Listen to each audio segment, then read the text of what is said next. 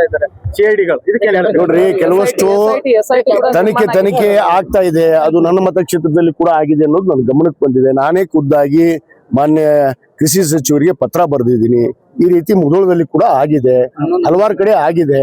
ಅದು ಏನಿದೆ ತನಿಖೆ ಮಾಡಿ ಅದನ್ನ ಕರೆಸಿ ಎನ್ಕ್ವೈರಿ ಮಾಡುವಂತ. ನೋಡ್ರಿ, ಸಹಜವಾಗಿ ರೈತರು ಏನ್ ಅನ್ಯಾಯ ಆಗಿದೆ ಅವ್ರಿಗೆ ಅನ್ನೋದು ಹೇಳ್ಬೇಕಲ್ಲ.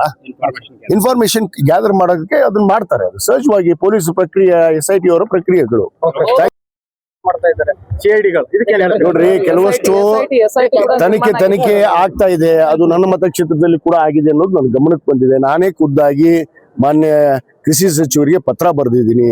ಈ ರೀತಿ ಮುಧೋಳದಲ್ಲಿ ಕೂಡ ಆಗಿದೆ, ಹಲವಾರು ಕಡೆ ಆಗಿದೆ. ಅದು ಏನಿದೆ ತನಿಖೆ ಮಾಡಿ ಅದನ್ನ SIT ಕರೆಸಿ ಎನ್ಕ್ವೈರಿ ಮಾಡುವಂತ. ನೋಡ್ರಿ, ಸಹಜವಾಗಿ ರೈತರು ಏನ್ ಅನ್ಯಾಯ ಆಗಿದೆ ಅವ್ರಿಗೆ ಅನ್ನೋದು ಹೇಳ್ಬೇಕಲ್ಲ.